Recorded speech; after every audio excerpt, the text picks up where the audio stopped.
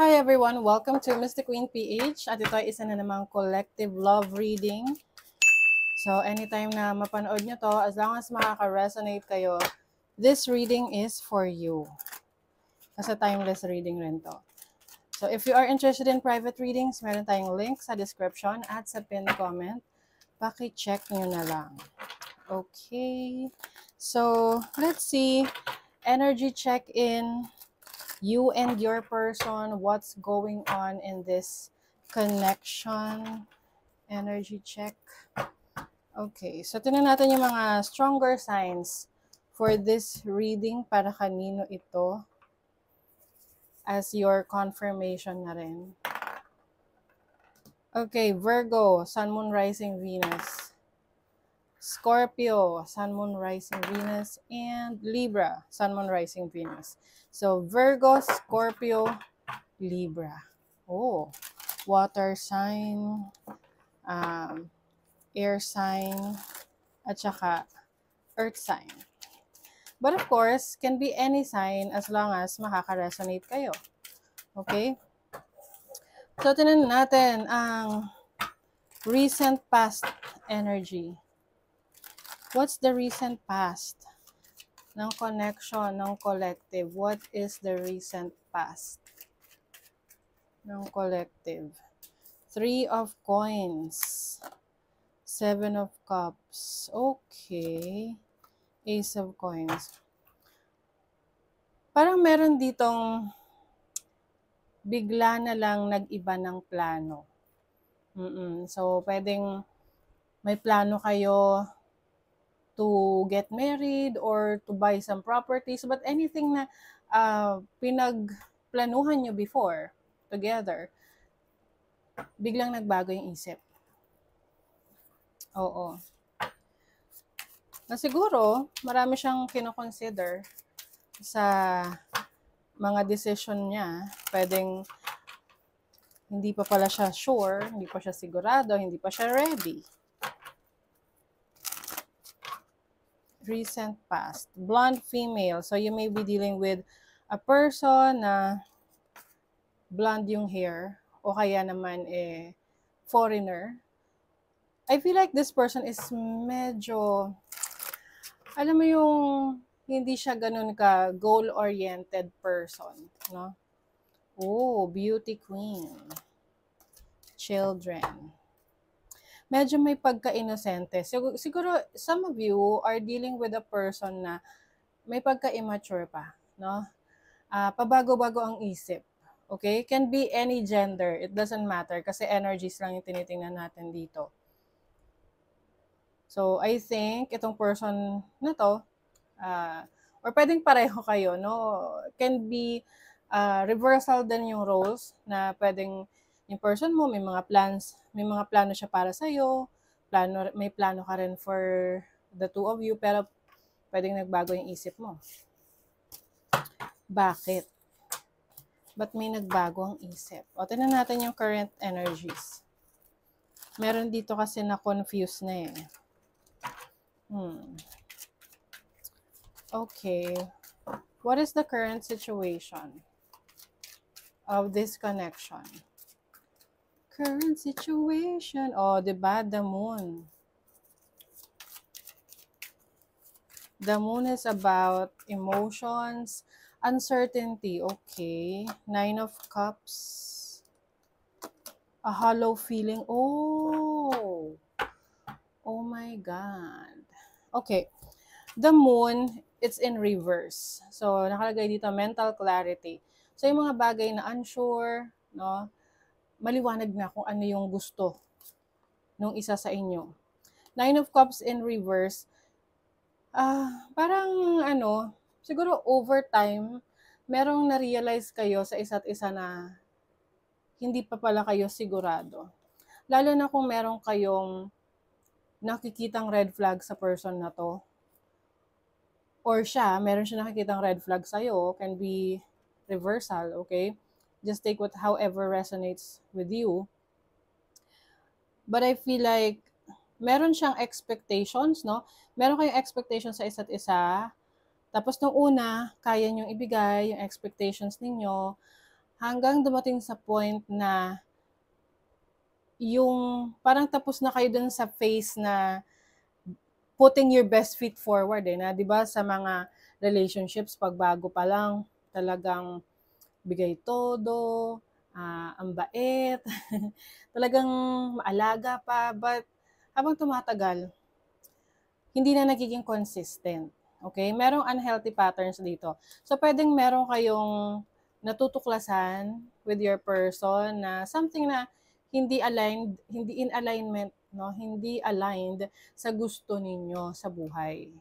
Let's say this person pwedeng na-realize nyo, ay may bisyo pala siya, o hindi pala maganda yung kanyang disposition sa buhay. Oo, meron pala siyang addiction. So, ngayon, someone here ay naliliwanagan. Okay? So, ngayon, magkakaalaman kung sino ba yan. Kasi pwedeng ikaw yun, or the person that you're dealing with. So, tingnan natin, energy, feelings ng person mo towards you. Ano yung energy, feelings ng person? Ace of Wands. Knight of Wands. Oh, okay. In reverse. Three of Swords. Oh. Ace of Wands. Tingnan mo, sabi rito, a passionate start. So, nung una, very passionate tong person mo sa'yo. Bugso ng damdamin, very excited.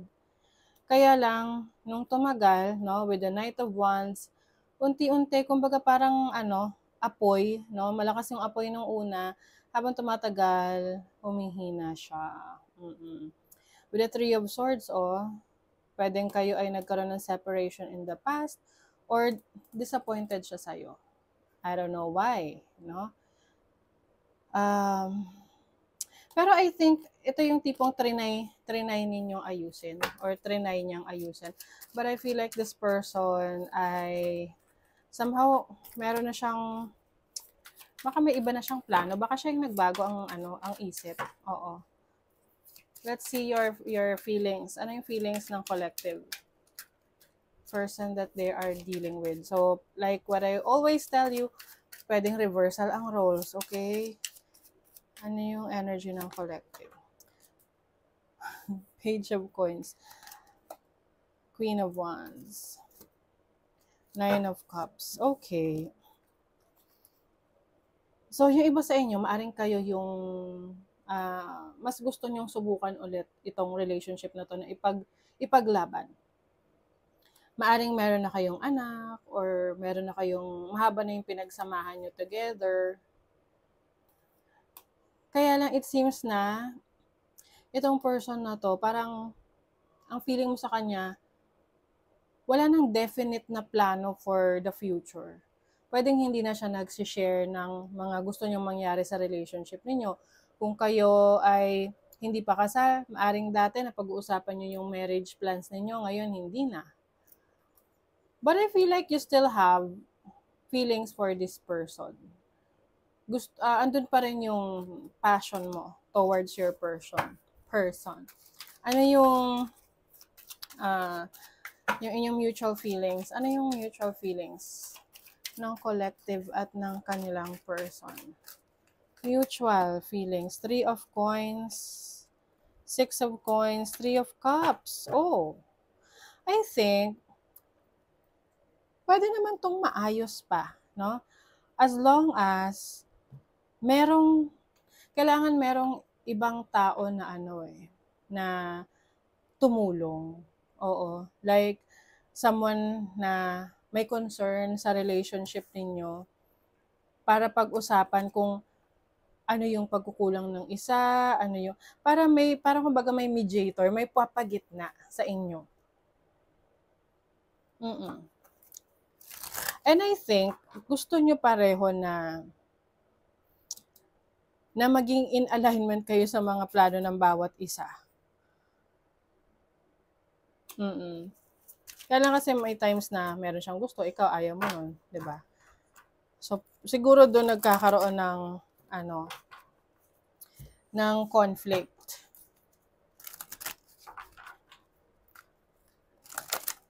And I think, pareho nyo gusto na may patunguhan yung relationship ninyo. Like, example, to be that serious, no, sa relationship. Magkaroon ng commitment, giving and taking, kumbaga.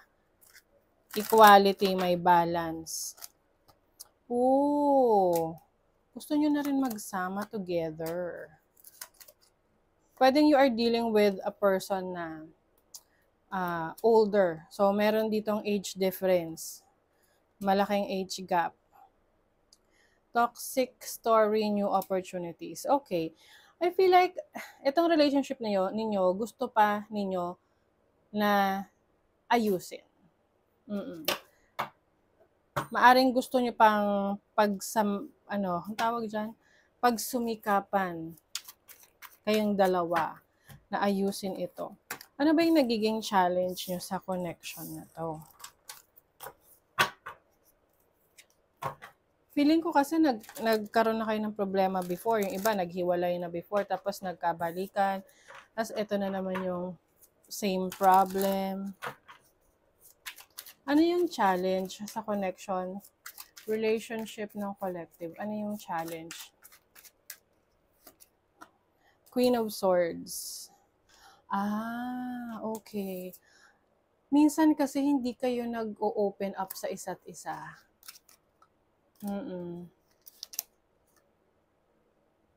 Oo, minsan ang isa sa inyo makasarili. Yung parang iniisip nyo lagi yung sarili ninyo. Tapos, maaring may mga plans kayo together na hindi nyo nasisimulan, nagagawa. So, if you want this relationship na maging successful, kailangan talaga magtulungan kayo. Meron kasi dito pag napipikon siya, nananahimik. So, hindi nyo na pag-uusapan kung ano yung problema. What is the Queen of Swords? Temperance, yes. Nagtitimpi. May pagtitimpi. What is the new beginnings? Ace of Coins. Oh, external change. Empress. Yes. Ang nakikita ko rito is, meron ditong gusto siyang alagaan siya. Gusto siyang alaga. Yung parang, someone who is very needy, no? Na itong needs ko, kailangan bigay mo to. And yung isa naman, feeling niya, it's too much. Someone is asking too much doon sa isa. So, just take whatever resonates. Pwedeng masyadong maraming expectations yung isa doon sa kanyang karelasyon. Tapos, hindi naman nagrereklamo yung isa. Sinasarili lang niya. Pero, mararamdaman ng other person na naiinis siya. Alam mo yun? You get what I mean? Siguro umiiwas na lang to sa away or conflict, kaya nananahimik siya. Hindi niya sinasabi yung totoong nararamdaman niya.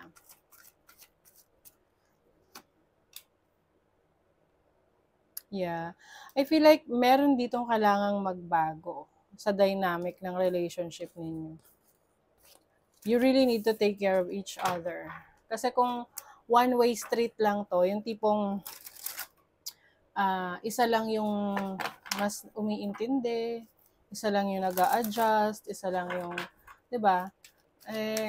Kumbaga unrequited, isa lang yung mas nag-e-effort sa relationship. Hindi siya magiging successful in the end. So, ano mangyayari sa connection na to? Ten of Swords. Oh my God. Oh, the final chapter. Ace of Cups. Time for reflection, no? In reverse. Okay. The Lovers. Oh my God. Oh, diba? Sabi ko hindi kayo aligned. Misaligned yung values ninyo. Ayan, that's what I wanted to say kanina.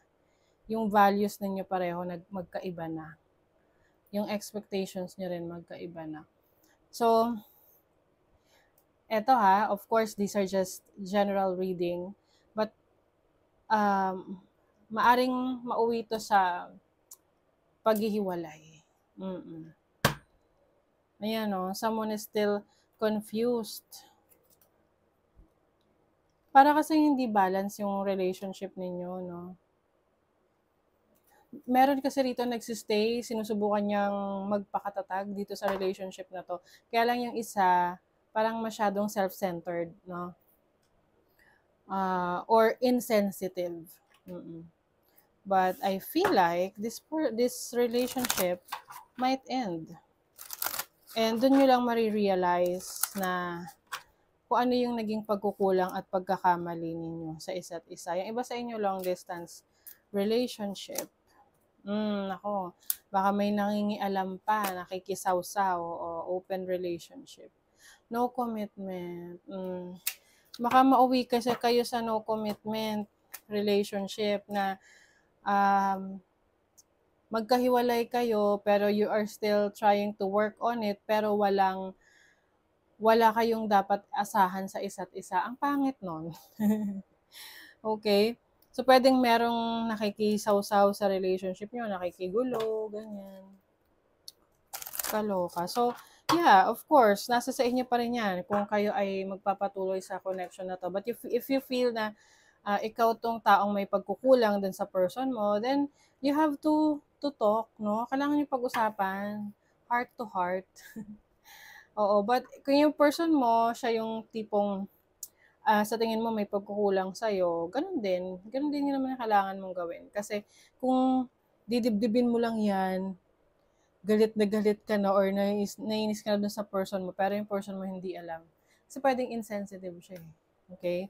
Baka kasi mauwi sa hiwalayan to. Lalo na kung long distance relationship. Okay? So, that is your reading collective. Thank you so much. Bye.